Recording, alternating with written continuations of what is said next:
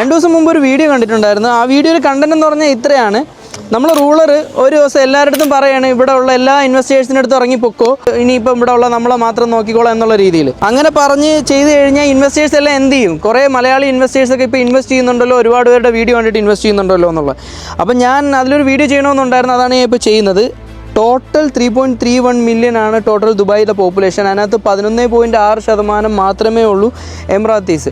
So നമ്മളും കൂടെ ഉണ്ടെങ്കിൽ മാത്രമേ രാജ്യം മുന്നോട്ട് വളരുള്ളൂ. കാര്യം എന്ന് പറഞ്ഞു കഴിഞ്ഞാൽ, ഒന്ന് നമ്മുടെ UAEയുടെ മോസ്റ്റ് ഓഫ് ദ റവന്യൂ വരുന്നത് ഓയിൽ നിന്നല്ല. എല്ലാവരും തിങ്ക് ചെയ്യുന്നുണ്ടാവും ഓയിൽ നിന്നായിരിക്കും റവന്യൂ വരുന്നതെന്നുള്ളൂ. അങ്ങനെയല്ല, റിയൽ എസ്റ്റേറ്റിൽ നിന്നാണ് റവന്യൂ വരുന്നത്. അതുപോലെ തന്നെ ഇൻ്റർനാഷണൽ ഇൻവെസ്റ്റേഴ്സിൽ നിന്നാണ് റവന്യൂ വരുന്നത്. അങ്ങനെ ഒരുപാട് കാര്യങ്ങളിൽ നിന്നാണ് റവന്യൂ വരുന്നത്. ഒരു രാജ്യത്തിൻ്റെ ഏറ്റവും വലിയ സമ്പത്ത് എന്ന് പറയുന്നത് പോപ്പുലേഷനാണ്. അപ്പോൾ പോപ്പുലേഷനെ ഇൻക്രീസ് ചെയ്യാൻ വേണ്ടിയിട്ട് ദുബായ് ചെയ്യുമ്പോഴത്തേക്ക് ദുബായിലുള്ള 11.6% ഉള്ള ആൾക്കാർ എത്രയെന്ന് വെച്ച് ഇൻക്രീസ് ചെയ്യാൻ പറ്റും.